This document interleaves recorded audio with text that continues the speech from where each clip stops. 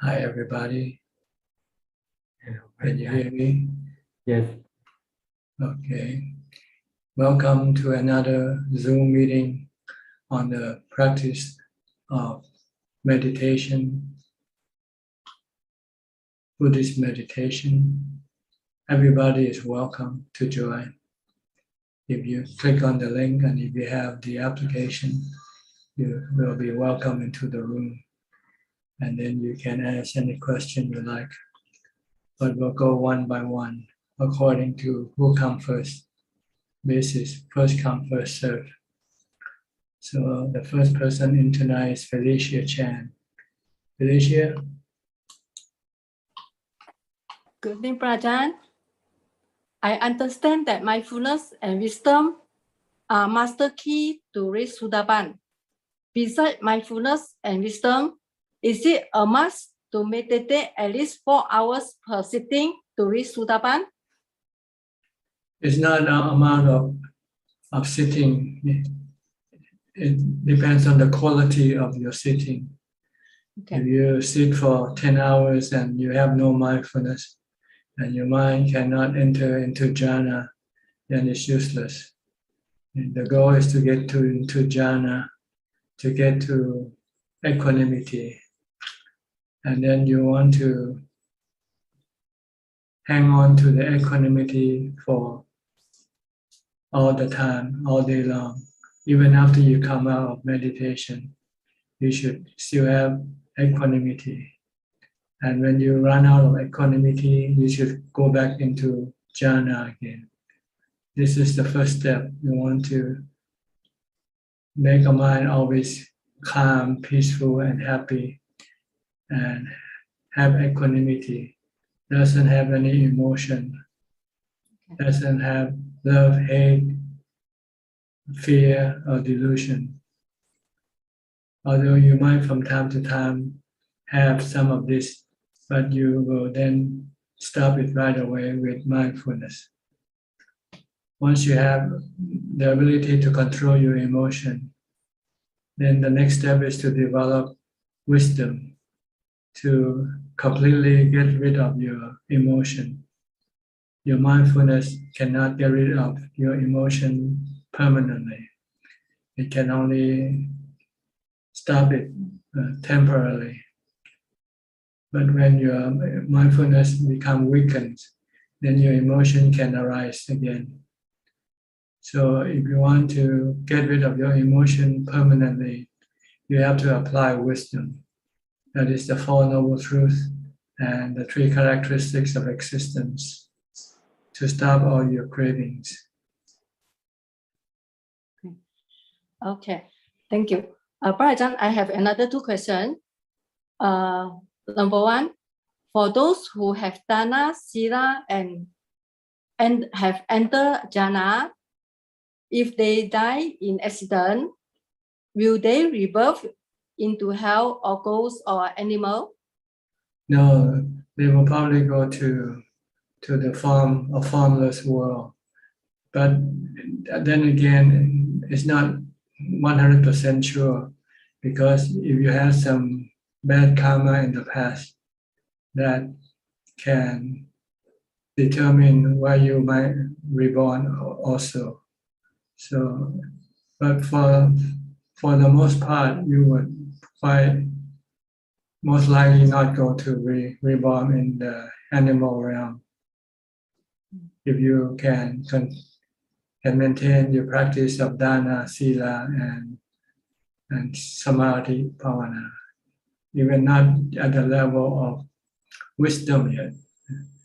If you can reach the wisdom stage where you become a sotapanna, then this will be 100% sure that you will not take birth in the lower realm of existence, lower than the human realm.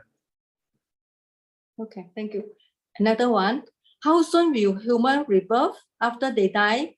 I read from a book. It says human will rebirth within 49 days. Is it correct? Not necessarily.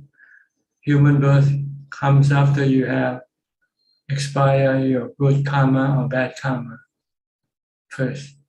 So if you still have strong good or bad karma, then this good or bad karma will take effect first. Will get you to heaven or get you to the lower realm of existence until your good and bad karma balance itself.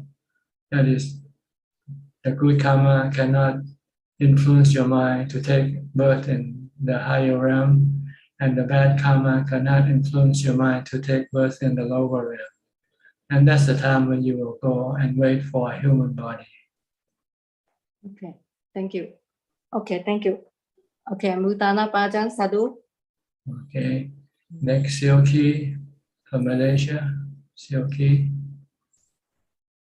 Good evening, Rajan. I do not have question at the moment, but I would like to help my mother, Felicia Chan, to report her progress because she was not sure how to express this in English.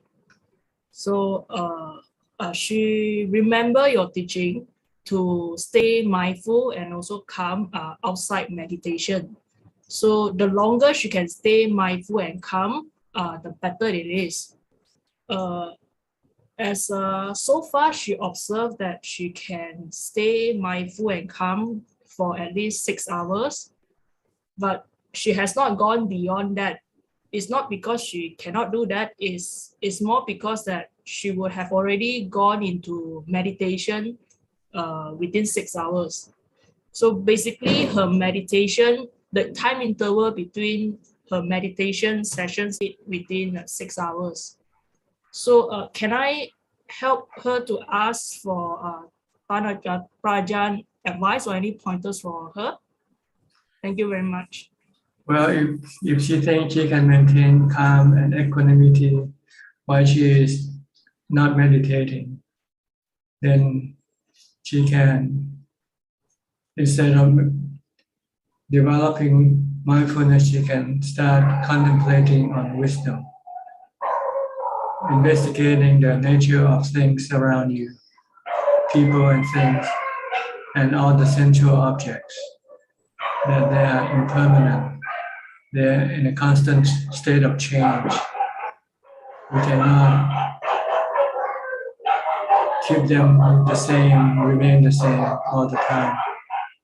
They keep changing, like your body and everybody's body keep changing, getting older and older. And sooner or later will get sick and eventually die. This is something she can continue on teaching her mind to reflect on this truth until it sinks in her mind. So that when she sees things change, when she sees things disappear, she would not be sad, be affected by the change of things. So this is something that she can do generally. But if she wants to do something much more stronger than that, then she might have to take the test to see if she can face death and not be disturbed by death, by maybe exposing herself to danger, like go practice in the forest, alone in the forest, where there might be some wild animals and things like that, to see if she can remain calm and like when she is at home. See, staying at home is one environment. You cannot determine from this environment that you have really let go of your attachment to your body yet. So you want to expose your body to some form of danger so that you can then test your mind to see whether it can still remain peaceful and calm or not. This is as far as death of the body is concerned. As far as the sickness or the painful feeling of the body, she will have to sit and until the pain arises, and then try to see if she can still remain peaceful and calm and not be affected by the painful feeling that arises. Can she leave the painful feeling alone, not try to manage, not try to get rid of it, just leave it alone. This is something like, this is the real vipassana, the taking of the test. And if you just really investigating when you are in a safe environment, when your body is not sick. You don't know whether what you know is true or not. Okay, can you explain this to her? Yes, I will. Thank you, Ajahn. Okay. Again, so from Penang. Good evening, Ajahn. I'm listening. No question today. Okay. Kok Seng from Singapore.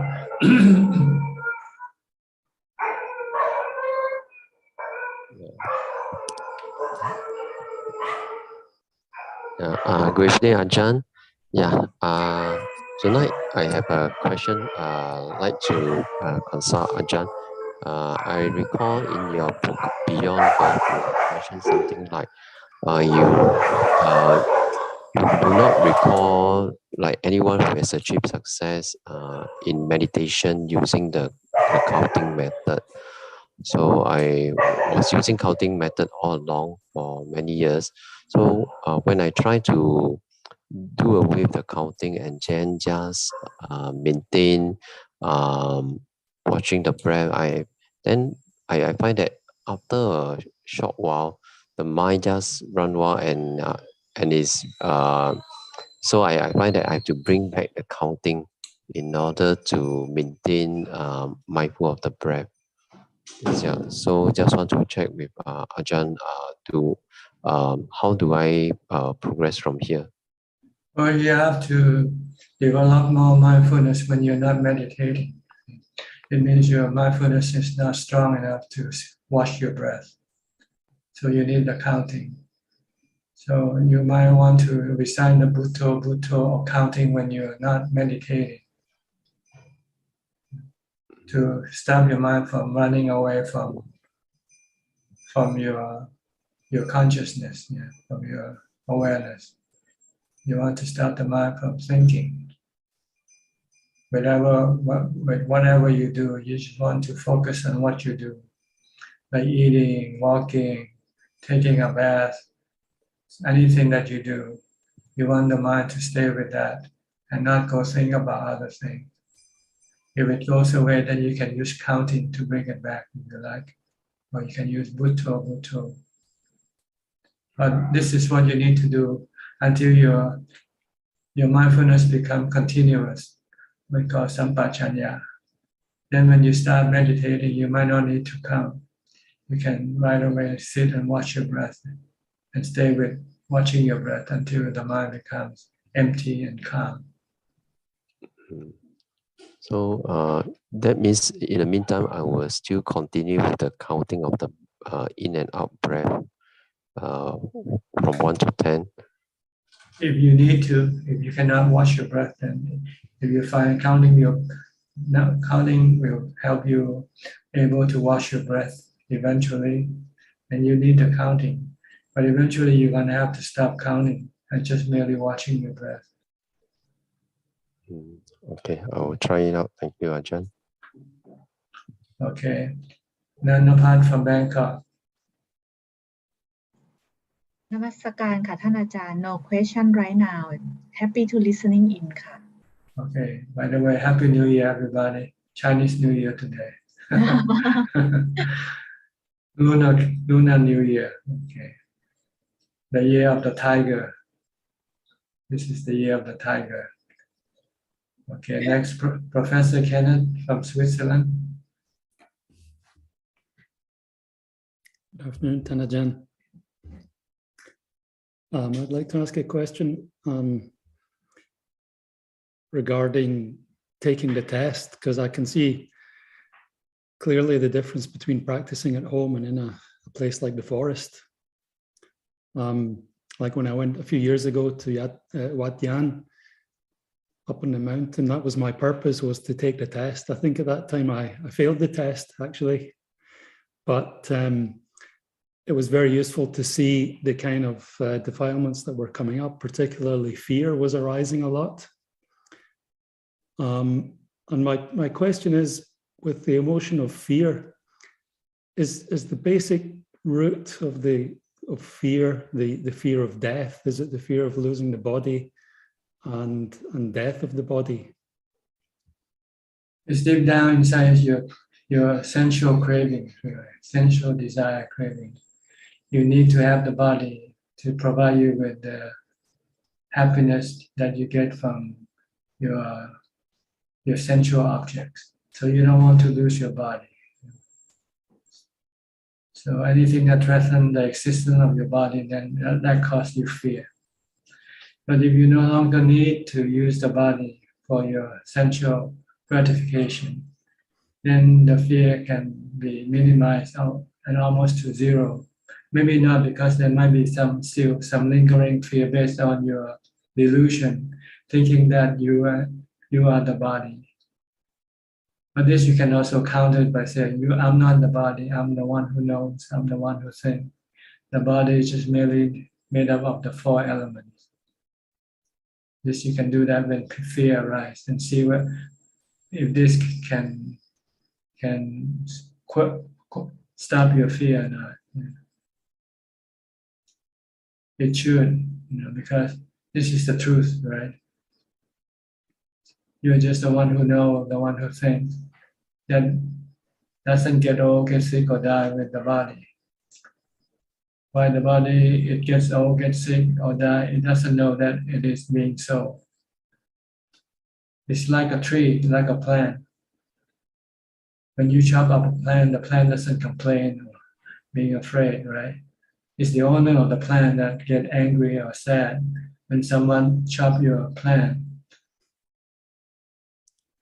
So this is what you have to try to compare, and then try to teach your mind to let go of your body.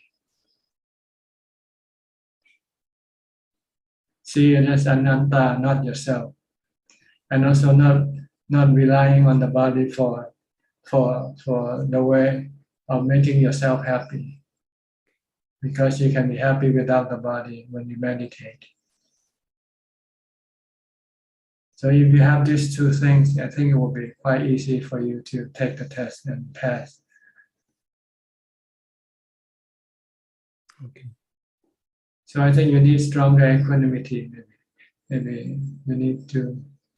This is what the most important tool to use with your wisdom, to let go of your attachment to your body and everything else. You need equanimity, because equanimity means just being still, not reacting. So when your mind is still, you cannot react with fear. Yeah. But if you react with fear, it means you lose your equanimity.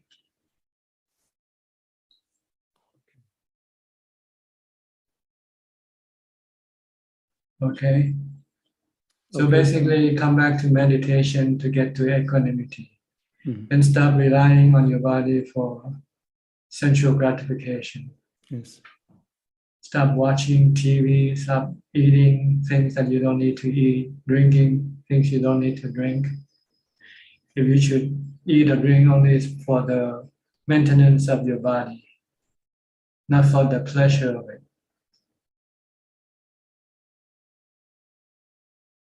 You have to cut off your sensual gratification desire.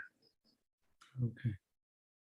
By relying on your meditation as a replacement of form of happiness. Because when you have happiness from meditation, when you have equanimity, your mind is contented. It's not hungry. It doesn't require to have any sensual objects to keep it happy anymore. So you really need to do a lot of meditation to start with first. And to succeed in meditation, you need to be mindful all the time. From the time you get up to the time you go to sleep. Then you will be able to enter into jhana easily when you meditate. 5 or 10 minutes and you are already there. Mhm. Okay? Okay, Tanajan, thank you very much. All right. Thank you. Next, Alvin, with the name Amanda. Keep changing names, but the same Alvin, the same guy. Good evening, Ajaan. Yeah, my children keep on using my notebook, sorry, my iPad for their class. Sorry about that, Ajaan. No problem. Just teasing you. So. I don't have any question at the moment, Ajaan. Thanks. Okay, Johanna from Indonesia. Good evening, Ajaan. Happy Chinese New Year, Ajaan. Yeah, I'm sorry if I sound a little bit unenergetic today because yesterday I had my booster vaccine, so it kind of give effect on the body today. I want to share an experience I had last week, Ajaan, where it happens when I sleep. It's like my mind is telling myself that there's a voice like this, like, there's no rebirth. Like if we die, then this body die, then we die. There's just a voice like that, yeah, when I sleep. And then after I wake up, I remember the voice inside my head. So it stays in my mind that whole day until I asking myself, are you sure about everything that the Buddha said? Like, it's just so messy in my head that day. And until in the evening, when I was in the public space, I saw the people around, and I try to contemplate on the body. I contemplate on the 4 elements of the body. I contemplate like when the body dies. If the body dies, then it's just the 4 elements that dies. Then of course there's a rebirth, and how can I think like that? I mean, when I wake up, I think there's no chance that I will have doubt in the triple gems, but it suddenly happened in my mind when I sleep. I just want to ask Ajahn, is it correct if I try to resolve it like that? Is the contemplation right, or maybe Ajahn have another advice for me? Please. Well, right now we are just on the beginning stage of trying to see the truth, which it is still on a imagination stage, not the real thing. So I would not worry too much about what you see or contemplate. Mm-hmm.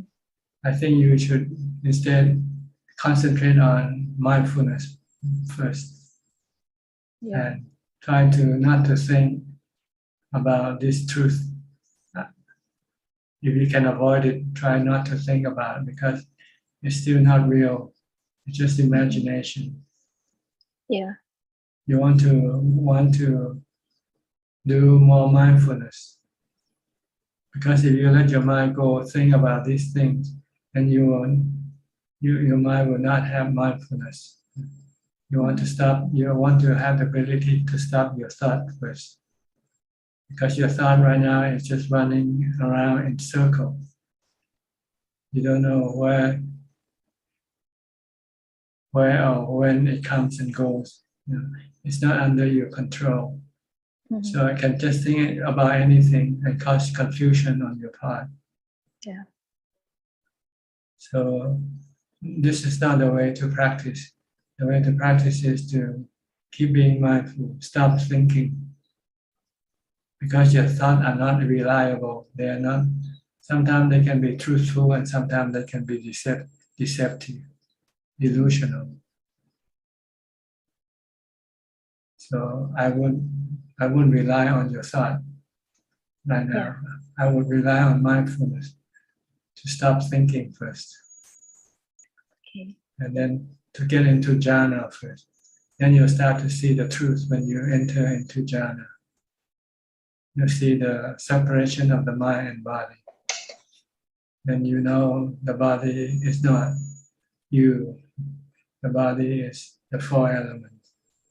But you are the one who knows, the one who thinks. So whenever happens to the body doesn't happen to the one who knows and the one who thinks. The one who knows still keeps thinking, still keep knowing. When the body gets old, when the body gets sick, or when the body dies, the one who knows still knows and still thinks. So this is the truth you want to get to. Then you understand everything else from that point. If you don't get to that point, you're standing on delusion and you're trying to prove delusion with delusion. You cannot do that. Okay, Ajahn. You have to get to truth first before you can prove what delusion is. And truth is being separated, the mind being separated from the body. The mind remain in its pure state, natural state, pure state of just merely knowing. And you see that most of what you think are just delusional, not real. Okay. And you want to teach your mind to think in the real, with the real thing, which is anicca, dukkha, anatta. So try to stop using your thought right now to solve your problem. You cannot solve it with your thought. You have to solve it with meditation, mindfulness. You have to get into jhana. And then from there, you'll be able to distinguish truth from delusion. Right now, you cannot distinguish truth from delusion. Yeah. Okay? Because on the one hand, you think the body is a four element. On the other hand, you think the body is you, right? Maybe actually, I discussed it with Siddhartha last week about this problem of mine, and he said actually you have to ask Ajahn about this. Don't try to solve this alone. Yeah, okay, don't solve the problem until you get into jhana. When you start to see the truth of the body and the mind being two separate entities first. Okay, Ajahn. All right. Yeah, thank you, Ajahn Anumodana. Anurag from New Zealand. 1:30 for you or 2:30 for you? It's 2:30 in the morning. 2:30. Yeah. Thank you. Yeah. So I don't have any questions. I'm just happy to listen in. Yeah. Okay. Karen from San Jose. 5:30 for you. Yes, good morning. Different day though. Yeah. Anurag is 1 day ahead of you. I know that's hard for me to understand how we can be together on different days. Yeah. I'm just happy to listen today. Thank you. You're well? Everything okay? I'm struggling. I completely relate to others who are talking today. I'm having a really hard time. My mind is really battling me on my new path. My mind is going, oh no. don't go down that path. Come back here and let us make you crazy. So that's what I'm dealing with. So I'm just hanging in there, and I figure it'll all shake out eventually if I just stick try with to it. recite a mantra or do some chanting. Yeah, and my mind is just completely unwieldy. It's just you won't do it, right? No, yeah, and I was, and it seems like I'll go along and things are going better and better, and then this last couple of weeks, maybe at the most, it's just completely like gone off on its own thing. No matter how hard I try, I'll find it's been hours of my mind going completely crazy, and I go, what happened? Where did I go? You lost the leash. You need to bring the leash back. Which is mindfulness. It's so crazy, and part of it is I have been wondering if my practice would be better, easier somewhere else, and so I totally went down that rabbit hole this last week, like looking at options of moving and would it be better or not, and oh my goodness, so yeah, I am kind of going crazy, but What you need is mindfulness. That's what you lost. Bring it back. Yeah. Recite a mantra or something. Try to do it for 1 hour. And I actually picked up a fiction book. Unfortunately, it was really bad anyway, but I lost that. I was being, I made it almost a complete month and I was okay. And anyway, so yeah, and it's funny. I thought, well, okay, I didn't promise I wouldn't watch a video. So I watched a couple of videos. Just anyway, I figure you already know before I have to say anything what's going on with me. But anyway, so it's What you need is mindfulness. Yeah, and Facebook, if I turn on Facebook and I tell myself, oh, I'm just going to look at Ajaan's page, no, I end up looking at everything else, and so this week I thought I'm just not. So in case anybody's been messaging me, that's why I'm just staying away from Facebook too, because I don't just stick with you guys. I end up over here, and I spy on people, and I go crazy. So anyway, so I'm trying to just get my leash. Pull my brain back. Yeah. Okay. Hope you succeed. Yes, eventually. Yeah, I know soon would be better. Yeah. Thank you. Okay. Next, Kwan Liman from Malaysia. Prajan, next Monday I'll be going for a retreat in a monastery in Malaysia. Yeah, they also follow the Thai tradition. Prajan, may I know what do I need to focus in the practice? Mindfulness. Mindfulness is the most important. It's a starting point that you have to start with. Like mindfulness is like the key to your automobile. If you want to drive your car, you need to have the key, right? Or else you won't be able to start the engine and drive the automobile. So you have to keep practicing mindfulness all day, from the time you get up to the time you go to sleep. And then when you don't have to do anything, meditate as much as possible. Don't worry about wisdom now. You worry about after you are capable of stopping your thoughts first. If you cannot stop your thought, try to stop your thought first. Try to calm your mind into jhana, into equanimity. And try to maintain that ability until you're confident that you can always control your thoughts. Then you can then start investigating wisdom. Yeah, Prajan, I usually most of the time I don't have many thoughts, but then I feel that I'm so absorbed into the nothing. Then I feel I'm too lazy to think, or I feel that I'm very stupid, like slow in responding, like because I'm not thinking too much, and there is less thoughts.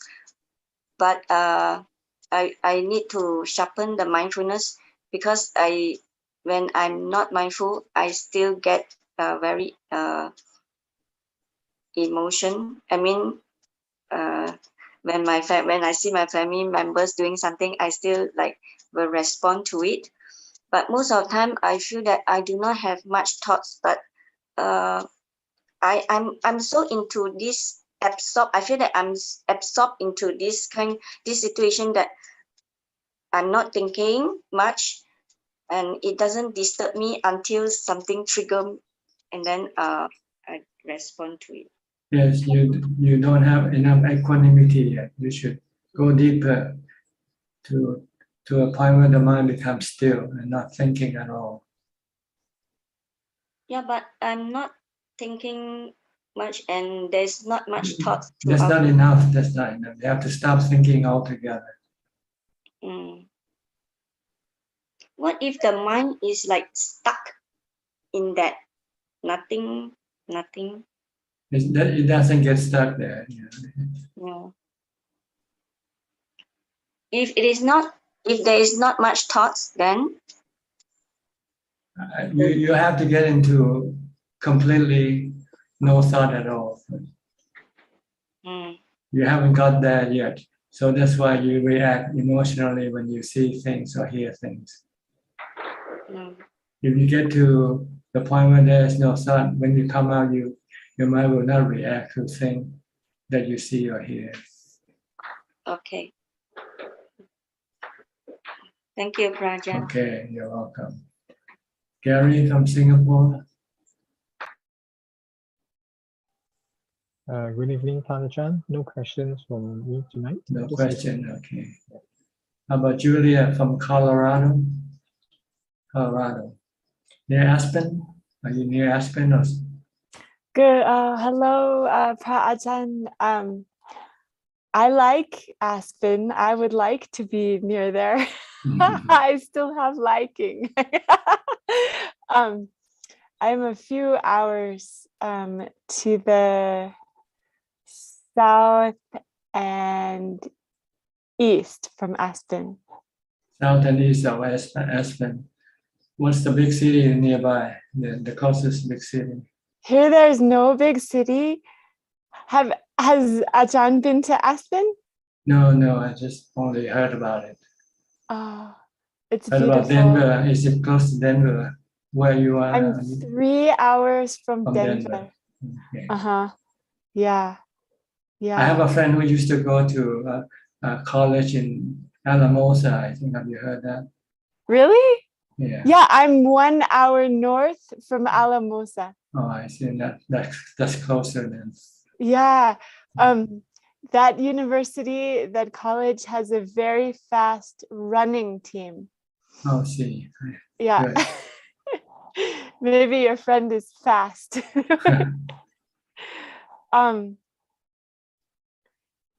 Every time I think of a question, then Ajaan answers it already to someone else. Because we all have the same questions. Yeah. I have the opportunity to stay in this small retreat cabin for 8 more weeks, and then I don't know what will be happening. So I need to have a plan. And so part of me wants to just be natural and enjoy peace. And then part of me is like, but I should make a plan. So sometimes it's not stressing me right now, but sometimes that I feel stressed about that. Yeah, because I really like meditating in this cabin. I've been experimenting with how much concentration and how much open to all experience, and when I need to gather the mind again. Yeah. I think you should aim toward emptiness, because emptiness is the only thing that doesn't hurt the mind. Everything else will sooner or later hurt the mind. All experiences are all prone for suffering, creating suffering sooner or later. So don't try to experience anything except emptiness. Okay, Ajaan, that sounds wonderful. Yeah. Thank you. And emptiness arises from stop thinking. When your mind stops thinking, then the mind will have emptiness. Because everything you experience are actually mind created.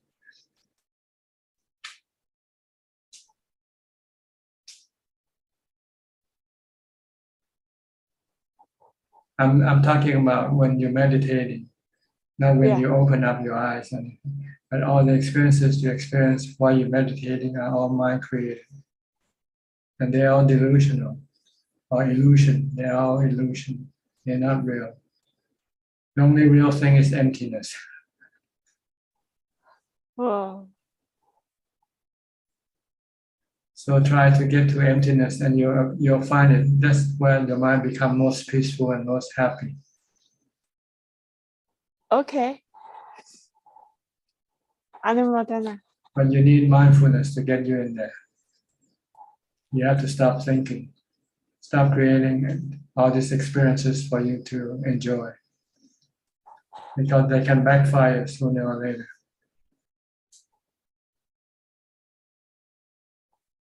Instead of creating good experiences, they can also create bad experiences also.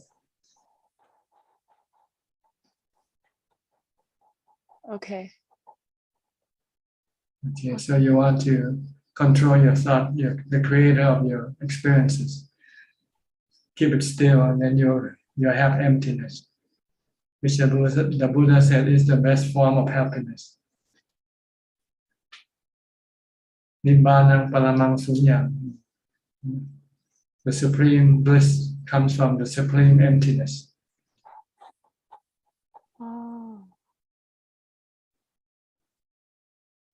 Oh, I thought it was paramang sukhang. With emptiness, with emptiness, there is no anicca, dukkha, anatta, because there is nothing.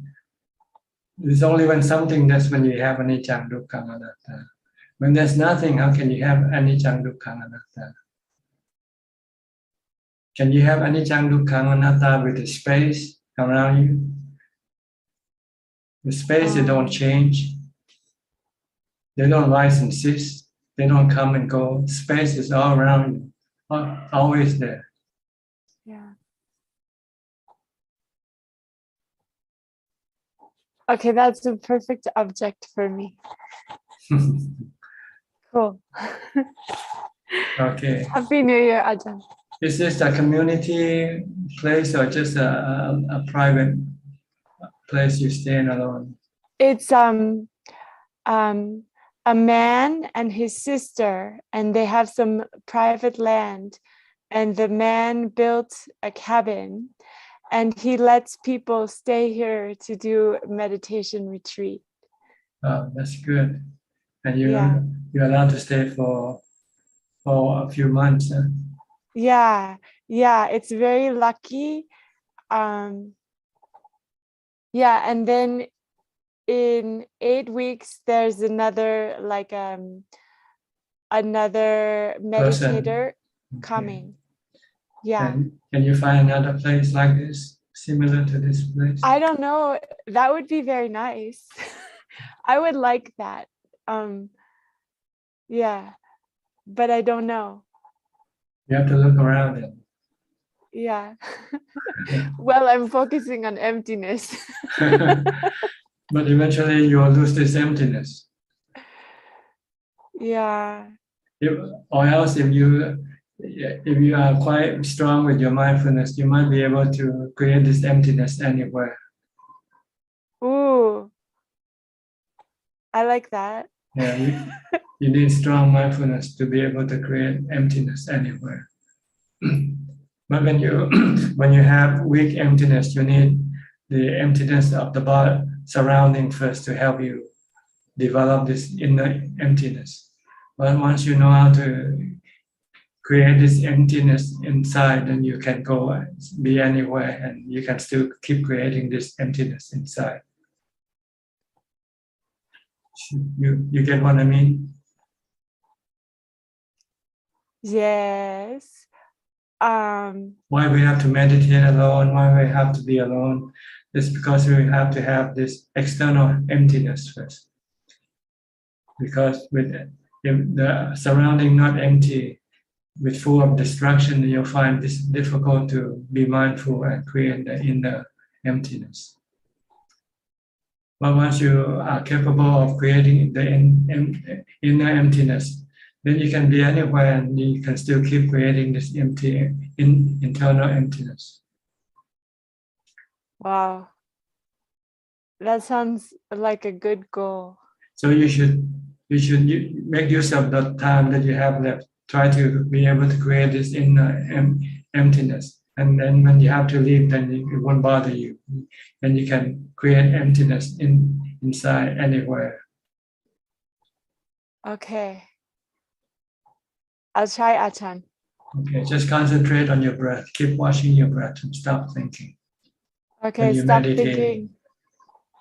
Mindfulness. And don't be stop distracted thinking. by any experiences that comes up. Okay. Okay. All right. Okay, good. You still have about 8 weeks? Yeah. Okay.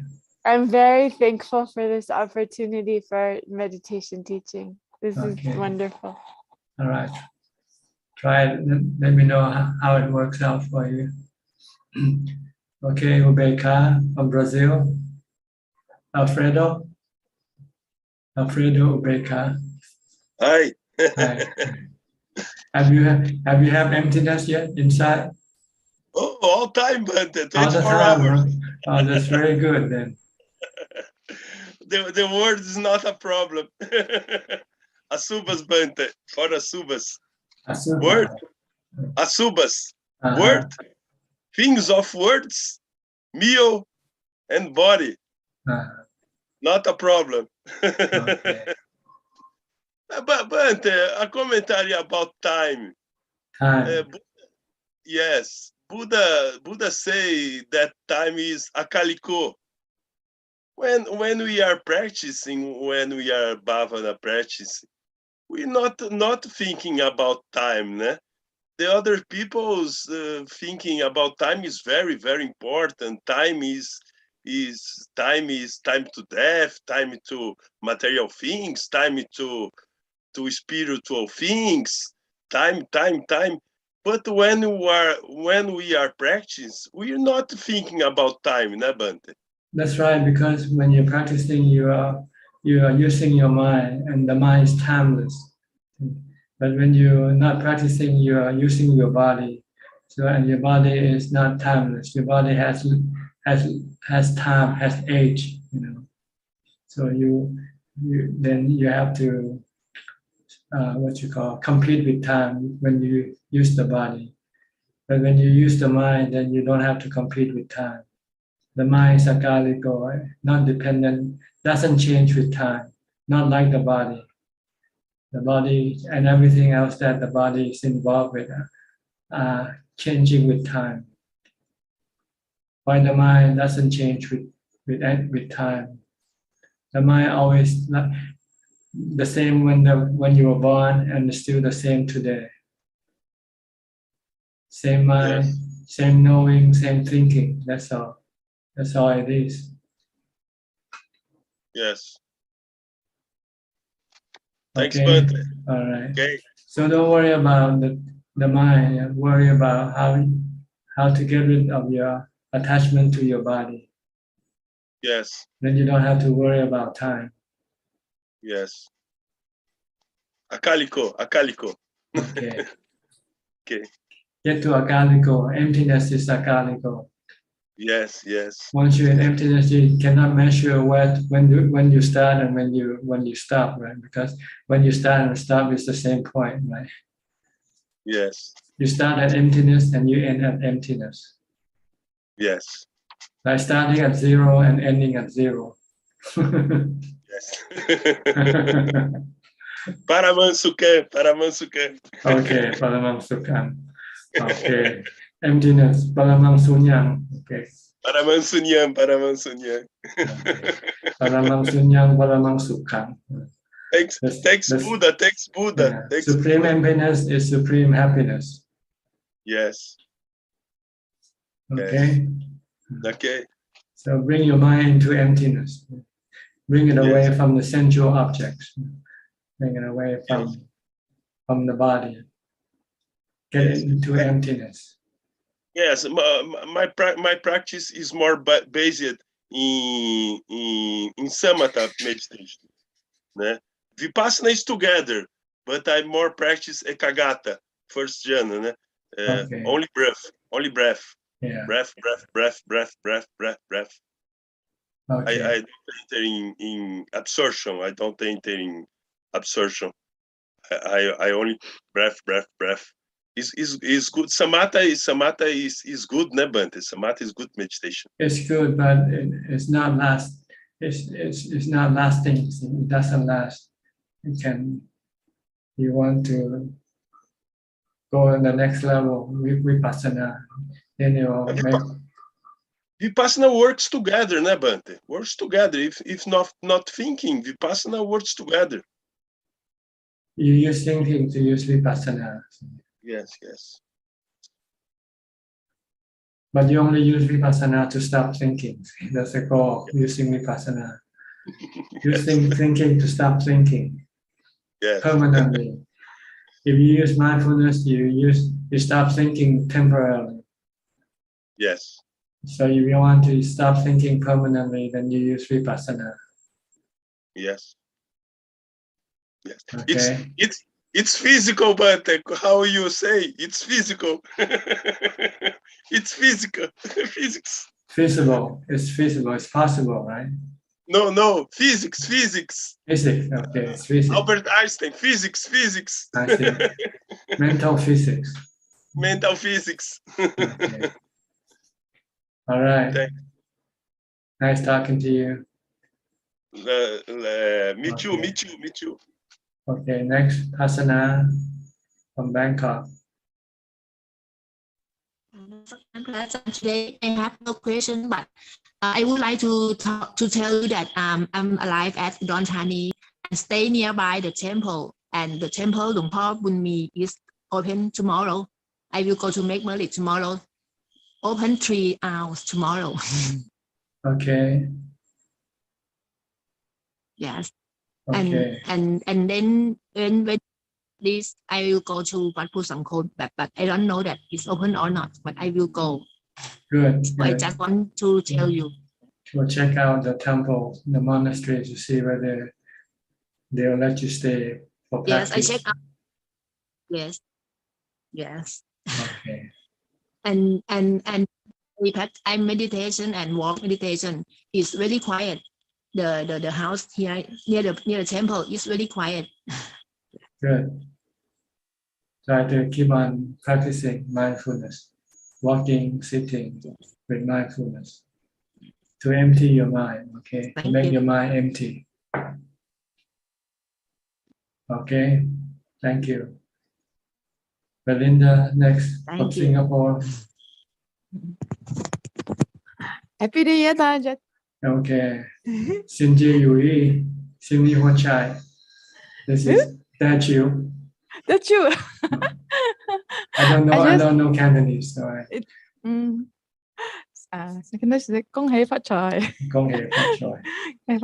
I just call my mother the living Buddha at home to wish her Happy New Year. Good. I like to Dana to Ajahn the virtual orange also. You have to throw it to me. Throw it to me. I transfer to Ajahn to my intellectual emptiness. Thank you. Okay, Ajahn. Ajahn, last few weeks I listened to Karen's recorded message about beyond birth, and I also heard Ajahn Ajahn also had the experience of taking care of your father during his last phase of cancer stage. So this week I contemplate about the courage of living and also the courage of dying. So I met up my sister. So I just like to seek Ajahn's advice how to process supporting our family, our loved ones. Well, you can only support their physical part. If they need to have medication, if they need hospitalization, if they need therapy, then you want to provide this thing for them. But as far as their mind is concerned, they need the Dhamma. So they have to know how to chant, or know how to use the mantra, or know how to let go of the attachment to the body. This they have to do it themselves by studying the teaching of the Buddha. So on our part, as I Same thing didn't. on your part, you have to meditate. You have to apply the teaching, the Buddha's teaching to your mind, to teach the mind to let go, to see that the body is just a servant, not the real, not the mother. The mother is the mind. The mind doesn't die with the body. It's just a servant who died. So the master have to go and look for a new servant. That's all. When the old servant died, then the master go look for a new servant. So Ajahn, my sister invited me for Chinese New Year dinner. I didn't go, but I visited her before the New Year. So I just met my sister. And she told me that she's not ready to let go of the body. So that's a problem. It's not your problem. Yes. So for me, because all of us have different personality, so when I get stuck, and then sometimes when someone is suffer, we tend to want to fit on somebody. So at some point, family members are difficult to hold the frequency, or to hold, or even we didn't do anything wrong, they just like to be angry, and at that point, I think after spending 5 hours, I was too tired. I wanted to leave because the person is needy. I do not have to support her physically. I just say the mind part, I could no longer support her. I needed to leave. I couldn't take leave because she was afraid that I leave. And as a result, she threw anger and all. So I reacted as well. To my best, I hope not to react, but eventually I didn't feel good when I felt bad, like all the mind proliferation and all. So then, is it right to just feel? I process it a few days. I take it as that's not me, and the mind is not. So it happens. You should meditate, then your mind will then get equanimity, and then it will forget about what happened. Mm-hmm. So Ajahn, I find that sometimes I know I'm not ready to support, but sometimes like earlier, Upeka said, Alfredo said, our body has a time limit. So then I just told myself I have to meet my sister, despite that my mind is not very well ready. So. Well, whatever you do, if it causes you suffering, then you should avoid it first. Yeah, so then I'm not sure how long more she could live, and because she made that request, I just think I'm not sure it will be my last time meeting her or not. So I don't know, like it's a bit difficult to balance. Like, is it okay to just go ahead to see her because it would be the last maybe physical meeting or not? In short, like I'm afraid like if I don't meet my sister, it's a form of selfishness because she needed maybe support in some way. But after 5 hours, I couldn't endure more. Our original plan was like just 3 hours. Yeah, but so I'm in a dilemma, like it's the balance. So well, you have to balance between helping other and helping yourself also. You want to make other people happy, and you are happy at the same time. Not making others happy, and you are miserable. Yes, but I wanted to leave, but she didn't let me leave. I couldn't find the key, so I got locked up, and then she started to feel something. So it was I know that I have done my best, so okay. I didn't want her to feel. But then I think sometimes because everybody has different levels. So Ajahn, what else can I do for her? Apart from I pray sometimes for her. What else can I help do my best on my part? So maybe so I don't feel so guilty, or no, I don't know. If I can dana something and then dedicate to her, or what else can I do for her? Ask her what she wants. It's simple. She wants a company, but I can't accompany her. Okay, and then you cannot come. Then you then ask her if not company, can she want something else? She just wants company, I guess. So okay, then you cannot give her other thing because that's other thing she doesn't want. She wants company, so you want to give her company, then you stay with her. That's why I suggested that she maybe could meet Ajahn just to maybe I do not know how to stop Ajahn. Maybe to go back to mindfulness, I don't know. But on the one hand, you want help. On the one hand, you want to help her. On the other hand, you don't want to do it. So I think sometimes our body has limitation, Ajahn. After 5 hours sitting and just listening her talking, they all repeat stories, or I think there's some limitation to that. And I think I told her eventually that nobody could accompany us forever. Eventually, we have to say goodbye, and that's where we have no choice but to face the music. I think that's okay. Okay, then that's done. What we have already decided what to do. Then what do you regret it for? What are you regretting for? When Ajahn support your father, Ajahn just support physical part, or like how Ajahn?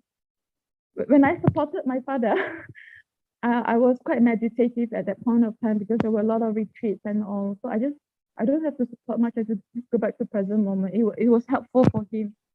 I think, but this COVID period was more difficult. So when I see my sister, I couldn't be more meditative or so. So it's as it is, Ajahn. Okay, I think I'll leave it at that. Okay. Okay, Ajahn. Thank you. Okay. Thank you, Ajahn. Next, Sri and Jack from Vancouver, Canada, British Columbia, BC, and British Columbia. Hello, Ajahn. I thought you can speak Teochew a little bit, huh? Yeah, my grandmother was statue so I learned when I was with her, I could speak fluently. But after I left her, then I eventually forgot. Not to imagine. Yeah, I really liked your talk just now about emptiness. About there's no anicca, dukkha, anatta in emptiness. It's even though it's a superficial knowledge for me, but still, yeah, somehow very profound. Yeah, it's really good talk, Ajahn, just now. Should do it. Throw everything around you away and just have empty room. So the picture is behind the wall, behind you on the wall away, and strip of everything unnecessary. Then you'll find much more happier. There's nothing, you have less things to worry about, less things to take care of. You can do this physically first. Empty the physical environment first. Then next you empty the mental environment by mindfulness, by stop thinking.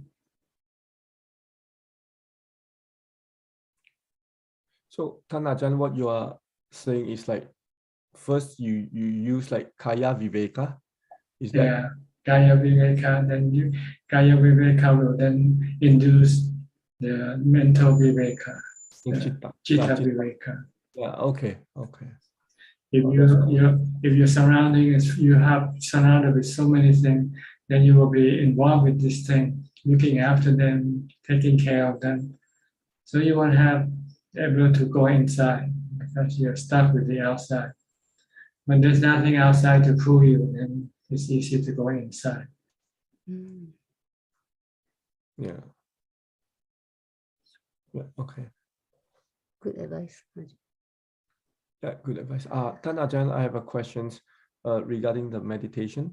Before we meditate, you always ask us like to recite Buddho, right? So we recite Buddho, but at the same time, we also watch like our body's action. These are different methods. You can use mantra alone, or you can keep watching the body alone. Sometimes you can use both. It's up to you. The goal is to be able to stop thinking. That's the purpose of developing mindfulness. To be able to stop your thought from running around, running wild, thinking about this and thinking about that. So if I happen to use both, because I think my mind maybe is not ready yet to do just one, but then eventually we want to drop it to just one object. Yeah, eventually it will be better if you can just keep watching your body. Keep watching what you do. Then you don't have to get tired with reciting the mantra, because reciting the mantra can also take some more effort, and you can get tired from doing it. But if your mind is still stubborn, then you might need to use the mantra first. If you want to stick to what your body is doing, then you might have to use mantra, chanting.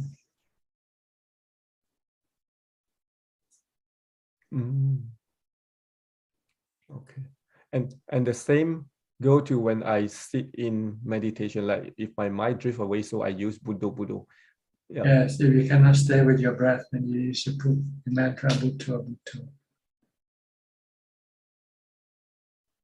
Yeah. Okay, that's my questions. Thank you. Okay, check. You have anything?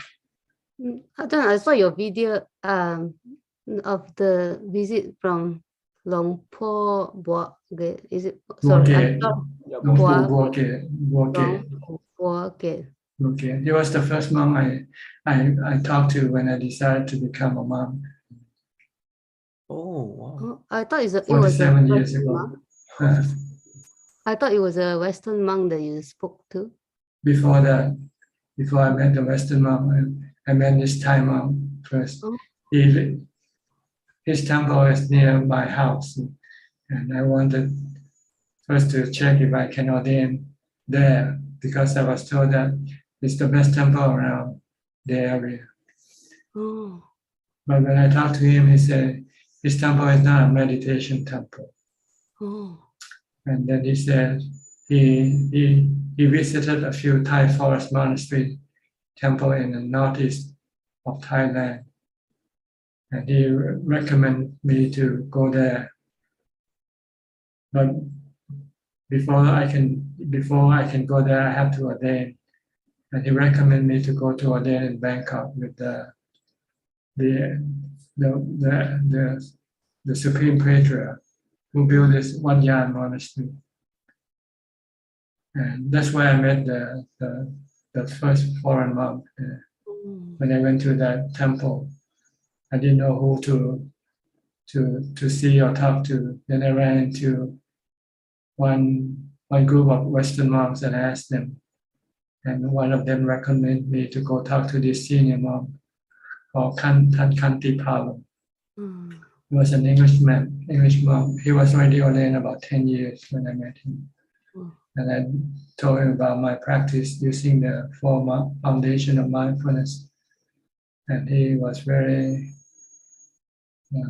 welcoming. He said, to find someone talking about practices. So he was very eager to introduce me to the Supreme Patriarch.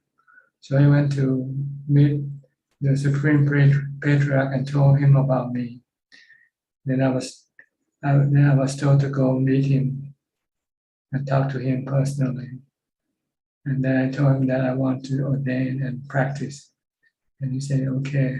And then he arranged for my ordination.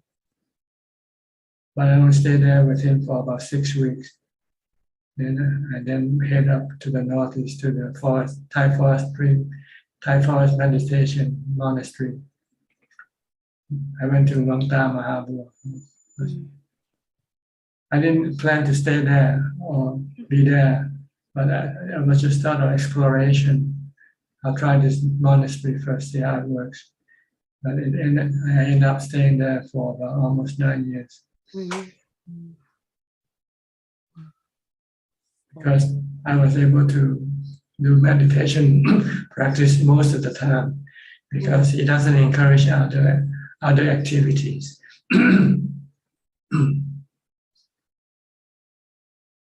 So I think one of the people looking after this senior monk who came to see me a couple of days ago, I think he read this book of mine and discussing about him. So he just want to bring him to come and see me and to sort of have a reunion of some sort. But unfortunately, he wasn't able to speak. Yeah. So he just was mumbling something I could not understand. But at least, Yeah. I think it's the optic more than anything else. Because he's highly respected monk. So if a highly respected monk come and visit you, it means you must be important something.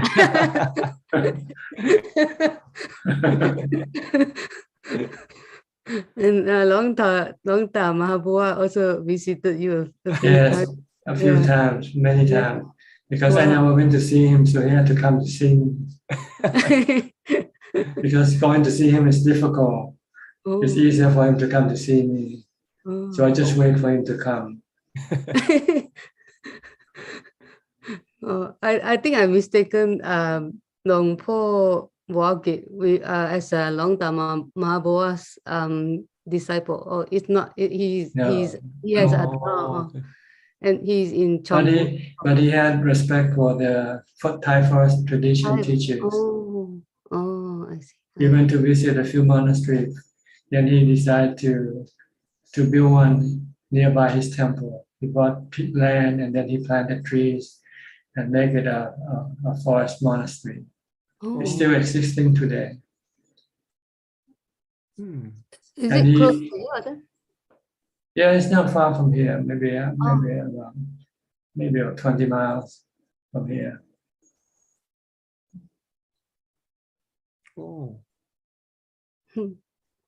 Yeah. Okay, let's come back to the Sorry. So, I just saw the video and I thought, my friend told me it's Long Po Wagit.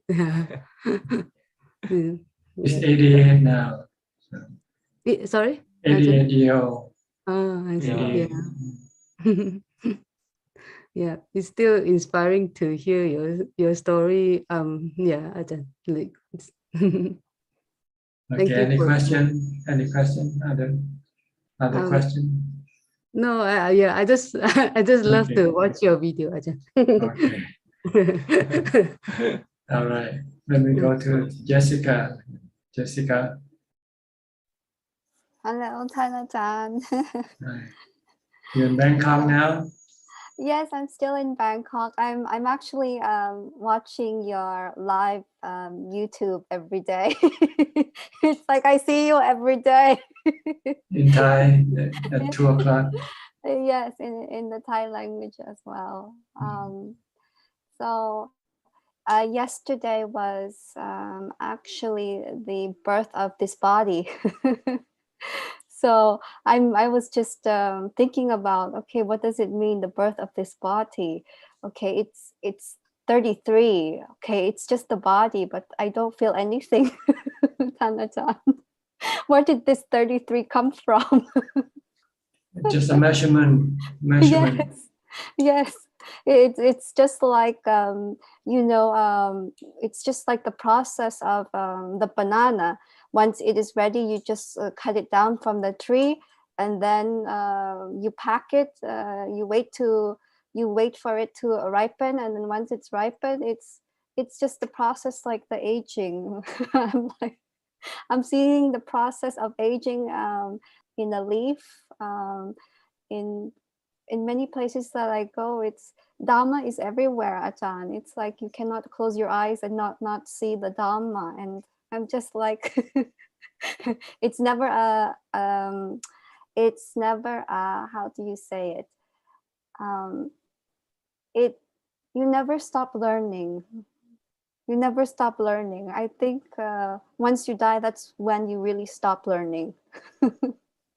So once you become enlightened, then you stop yeah. learning. Yes, you just like now just observe.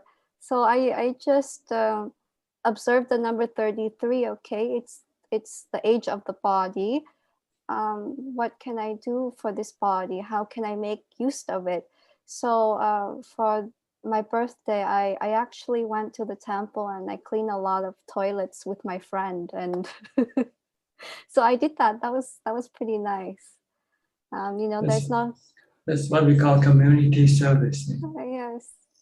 Yes, there's not so many people who wants to get their hands dirty, but at the end of the day, our body is more dirty. They want to make the toilet dirty, but they don't want to clean the toilet. So yes, exactly, Tadatan. If you see under the microscope, our whole body is much dirtier, I think. Yeah. And so it was a very good experience as well. It was not my first time cleaning the toilet, but this is a super contemplation in real time. Yeah. So as long as I have energy, I keep doing it. So it's just the body, it's not me. So I keep going with Hannah-chan. Good. Yes, that's it. Do you have any question? No questions. No questions for today. Okay. And let me go to the next person then, okay? Yes. All right, Philip and Adeline.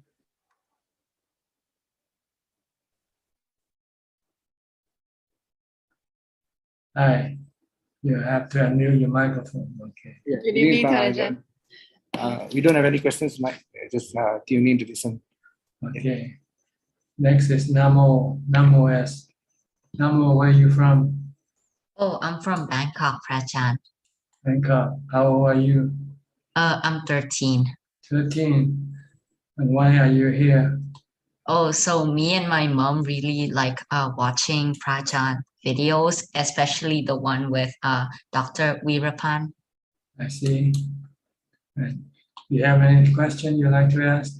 Yes, so I'm a beginner in practicing with mindfulness. So, and right now I'm trying to like practice meditating every day for 15 minutes. Am I on the right track? Yes. And you should increase your practice to half an hour to 1 hour and do it many times as much as possible if you can do it. Ajaan, so my mom has a problem with her back. She has a pain with it. So she wants to know, can like practicing mindfulness help her? Mindfulness helps the mind, not the body.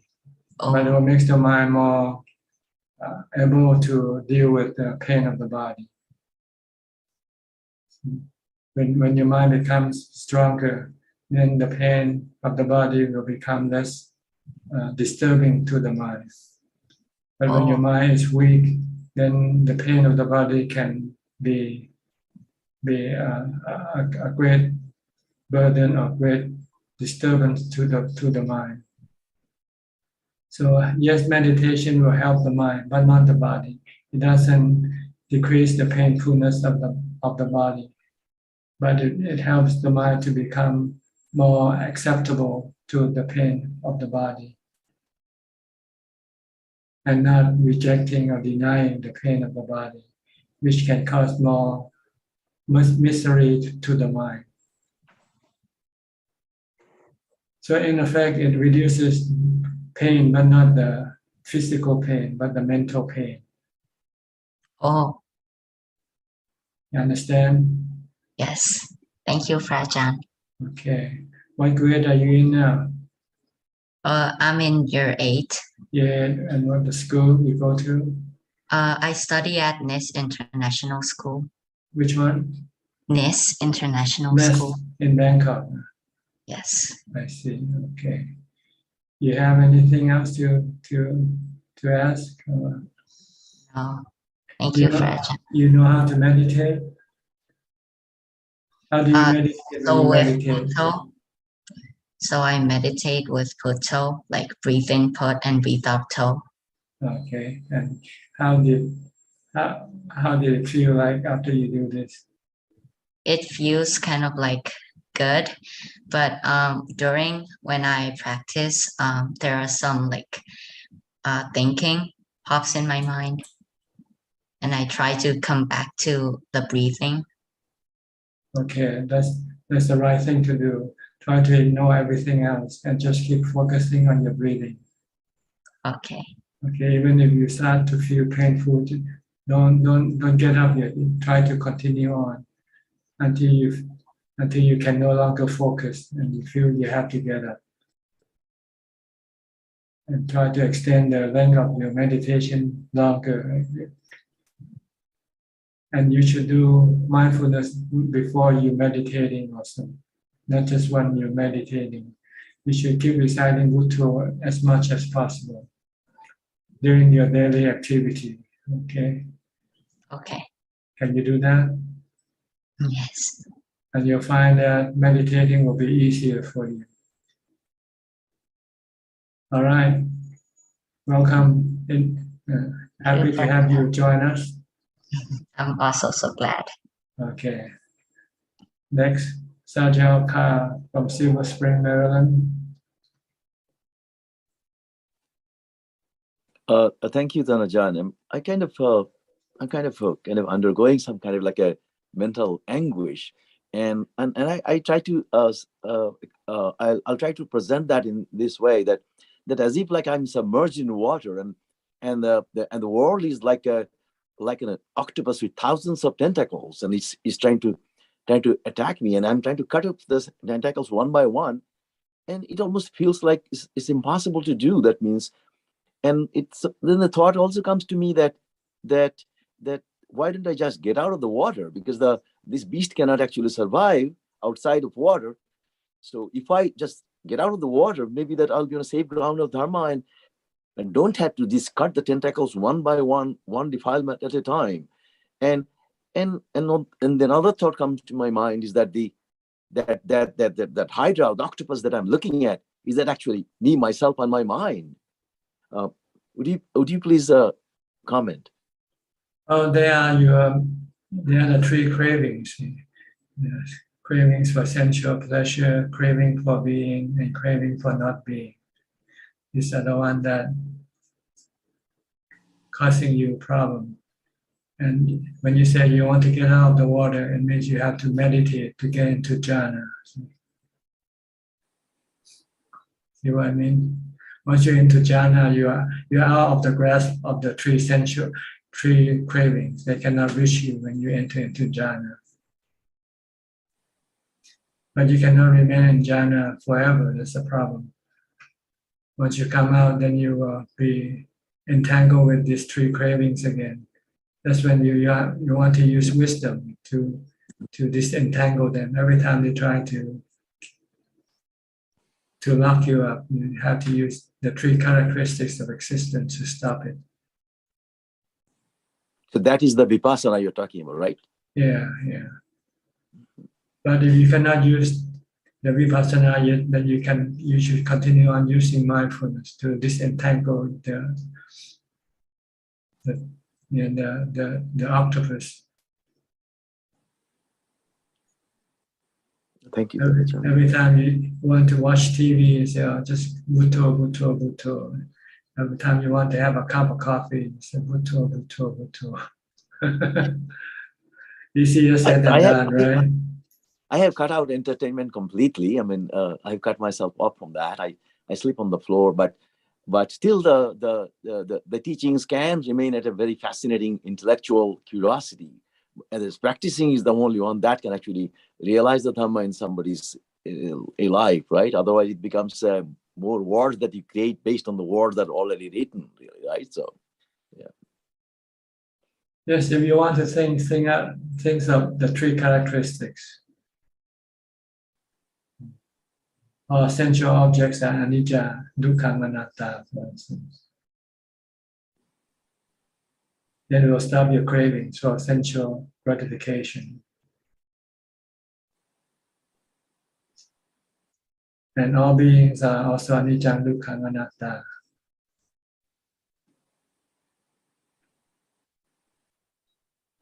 Being in the sense of being this and being that. You can be this and that, but you cannot be forever. You cannot be president forever. You cannot be prime minister forever. Whatever you want to be, one day you're going to have to lose it.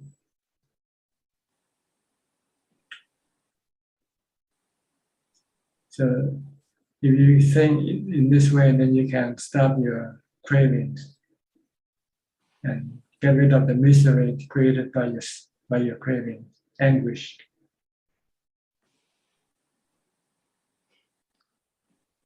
Thank you, Ajahn. Okay. So you more or less know what you need to do. You see, you get the picture. But now it's just a matter of doing it. Getting out of the water is difficult. Getting into jhana is difficult. That is comparison to getting out of the water, according to your simile. So be mindful, use mindfulness to get your mind out of the water of cravings.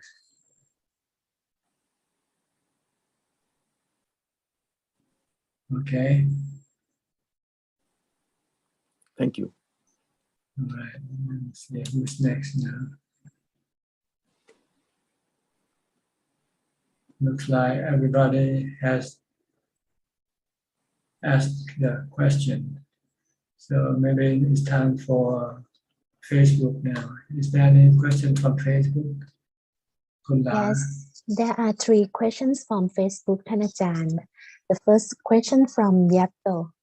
Namaste, Ajahn. Happy Chinese New Year and Gong Si Fat Chai. I have some questions. Yesterday I meditated. I feel happy and calm, but I feel like I was in outer space. Should I survive in that situation? Thank you. Should I survive in that situation? Yes. Well, you already did that, so you survived already. So I don't know what the question is. And the second question is the durations of my meditation is not too long, between 20 or 30 minutes. Is that enough? No, you have to do more. You have to practice more. You have to develop more mindfulness in order for you to be able to sit longer. So when you run out of mindfulness, if you want to continue sitting, you can start using mindfulness like the mantra to keep pushing for more mindfulness. Then you will be able to sit longer. If you cannot sit, then you have to get up and then you can do walking meditation to increase more mindfulness that way. Until you get tired of walking, then you can then come back and sit and meditate again. And last questions, a question from Charles, Bangkok. When we practice mindful movement, such as taking a bath or doing slow motion movement exercise, we can close our eyes or open our eyes. Is there any difference in terms of effectiveness and impact? I mean, between closing eyes or open eyes. Thank you. Well, when you do one thing, you need to see what you do, right?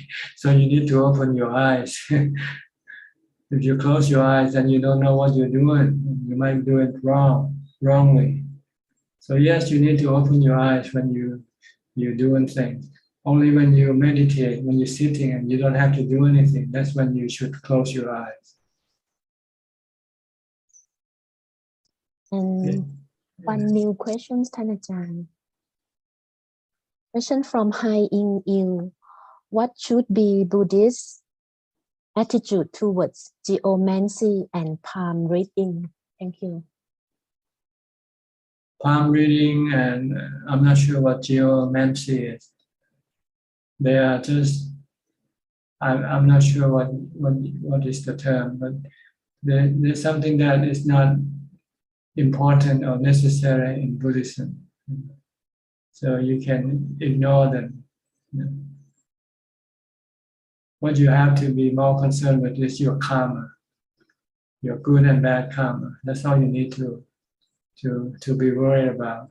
Am I doing good karma or am I doing bad karma? Am I meditating or am I not meditating? Everything else that is going on in this world, you can entirely forget about them. They have no consequences as far as the development of your mind is concerned. The liberation of your mind from suffering is concerned. All you need to worry about just your good and bad karma and the amount you spend on meditation. Okay, anybody would like to have another round at the question? You are welcome. Just raise your hand and then unmute the microphone. We have one new coming, Jenny Lim. Jenny Lim? Yes. Okay, Jenny. Can you hear me? Okay, where are you from? Ajaan, yes, I'm from Penang, Okay. Malaysia. You have any question? Yes, I have the question. It's about the mindfulness when sometimes when I losing my awareness or mindful, when I'm not mindful. So when I not mindful, I during the day, then I slow down myself and get back to the mindful situation. So is this the practice that I keep it up so that I can stay mindful all day long, the whole day? Well, it depends on whether it works or not for you. When you're doing things at a fast pace and you're not mindful, then you might have to slow down so that you might be more mindful with what you do. Or you can recite a mantra to bring your mind back. When you recite the mantra, you can stop your mind from thinking about other things. Yeah, the mind, because it's wander away. There are many things that come in the way, and I just have to get back to my mindful stage so that I can recite mantra or chant an itipiso pakawa. Okay. This can bring your mind back to the present. Okay. Stop your mind from thinking. Yeah, I could get it more. Yes, get it more to keep the mindful for all day long. Yes, you can. Yes. Every time you feel you're not mindful, keep reciting the mantra, Butto, Butto, Butto. Yes. Butto, or the Itipiso, Itipiso or Namo Tassa. Sometimes it's too quick. I just Namo Tassa Bhagavato Arahat. Yes. These are all good. You can use them. Yeah. So until the mind settle, come back, calm down. Then you can watch what you do. Continue on watching what you do. Just okay. So I just keep it up in that way. Yes. Every time you lose mindfulness, then do some chanting, reciting. Yeah. How about sometimes when I during the evening time when I have work, especially the Chinese New Year, are too busy doing some Chinese cookies and so on. So when I want to meditate, because evening I try to come back to the meditation. Because when I finish my work, it's too late, like 11 or 11 something. But I still have to come to sit in the meditation. Like I keep it up in a half an hour time before I go to bed. So if let's say it's the late night, can I still do the meditation and continue to bring my mind calm down before I go to bed? Well, it depends if you can do it If you can just wait until you get up and do it instead. Change the time instead of before going to bed. Do it after you get up. That way your mind might be more rested, your body will be more rested, and more your meditation could have a better quality. Than doing when you're real tired and you want to go to sleep. So maybe it's better to go to sleep first and then meditate after you get up. Oh, okay. Okay, that's all, Ajaan. Thank you very much. Okay, you're welcome. Anybody else? Kokseng, okay, Kokseng. Ajaan, I just like to inform you I'm a Teochew also. So today, the Chinese New Year, I'd like to wish you a Holy Quad Sai, 新家主义, 新年快乐. And Thank also, you. Thank you, Ajaan. I learned a lot from you. And also like to thank Karen for recording the audio in the book Beyond Birth. And actually in the audio, when I hear the word, when she mentioned Zhang rice stuffing, so I was intuitively, this is very familiar, the rice dumplings that I'm familiar with. So I was thinking, Ajaan may be a Teochew. Yeah. So because the book mentioned that Ajaan is a Teochew, only say that your grandparents are from China. Okay. No question. Just want to wish you a Happy New Year. Yes, Ajaan, and thank Belinda for actually when she wished you, so I was thinking maybe I should wish Ajaan Happy New Year as well. Yeah. Okay, thank you very much. The same to you. Wish you a Happy New Year too, and everybody. Thank you, Ajaan. I think Sri raised his hand. You want to ask any question? Sri first, and then we'll go to Karen. Okay. Sri, you want to ask a question? Yes, Ajaan. When we talk about good karma, like it's a meditation, like generating good karma. Well, good karma usually refers to action, things that we do. When meditation, we usually talk about purifying the mind, purification of the mind. So these are the three major actions that the Buddha wants us to take. First, avoid doing bad karma. Second, do only good karma. And then the third is to purify the mind. So when you talk about meditation, you're talking about purification, mental purification, not good karma. Good karma I mean dana, like community service, like washing toilet. Yeah. It's a good karma. Okay. Oh. Making people happy. Like Belinda go to stay with her sister, for longer than 5 hours. Yeah. And this is good karma. Oh. And keeping sila? Keeping sila is avoiding doing bad karma. Oh, okay. Okay. Yeah. Dana is good karma, charity. Yes. Helping people, making people happy, being Santa Claus, principally being Santa Claus all year round, not just during Christmas time. This is good karma. See, we don't talk about Santa Claus anymore, right? It's all gone. Where's Santa? Where's Santa? One day we talk. We should be Santa Claus 365 days a year. Yeah, that is what Buddha wants us to do. Yeah, to be. If you have to do anything, do good karma. If you cannot do good karma, then don't do anything. Go purify the mind. Okay.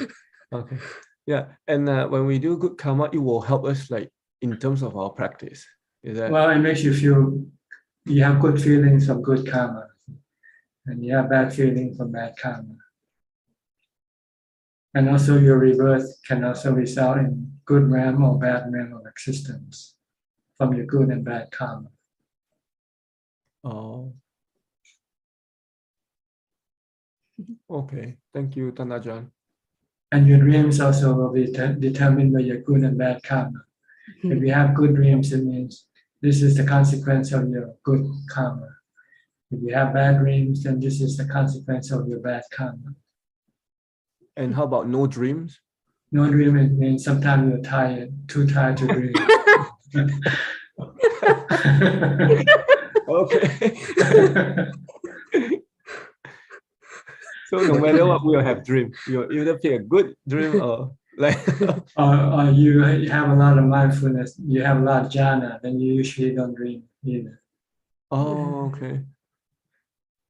But if you don't have jhana and you don't dream, it means you're tired. Your mind is tired. Okay. I think that's me then. All right. Is that all?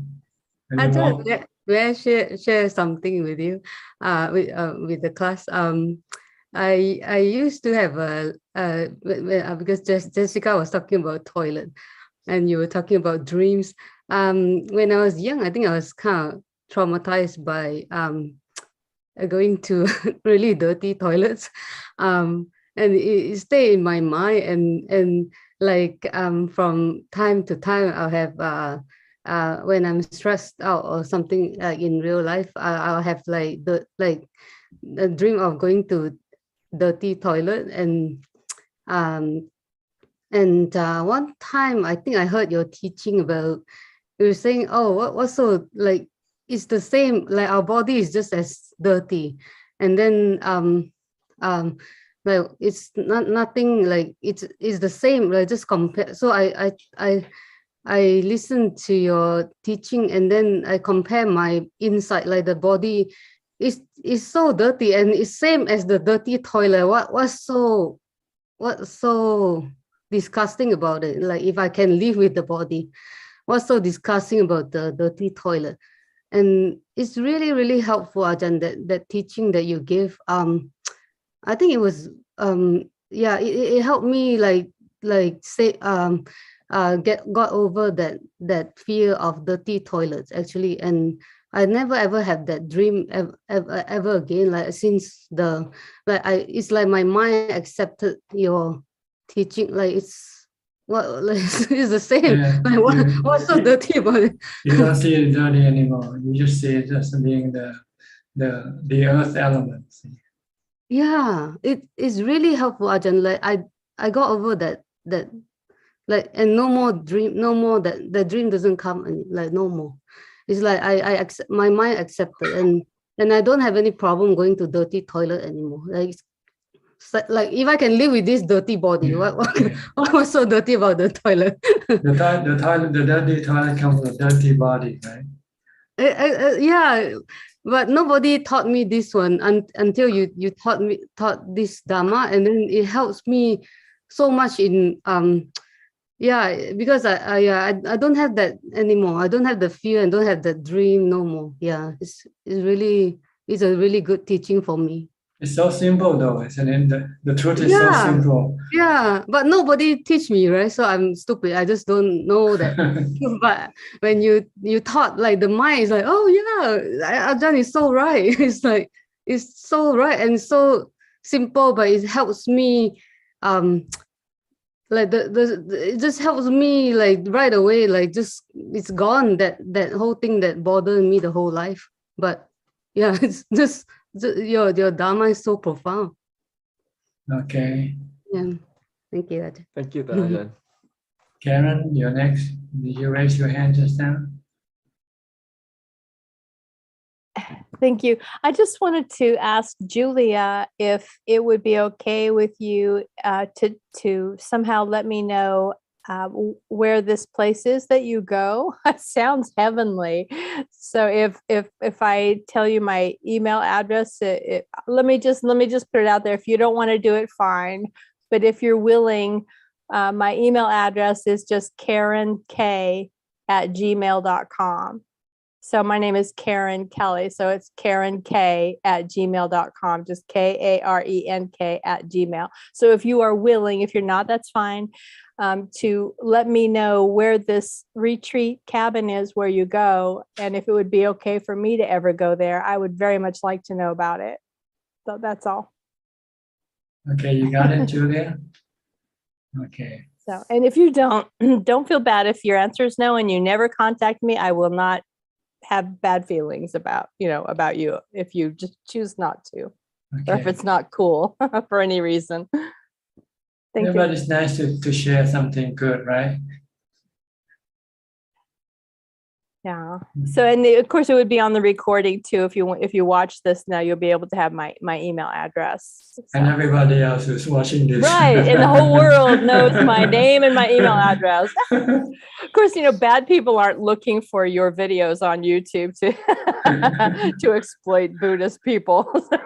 Next time you can use the chat here. We have chat in the room. We can turn on the chat. I wasn't sure. Yeah, I thought it's usually off, I think. Anyway, okay. Well, the world knows now.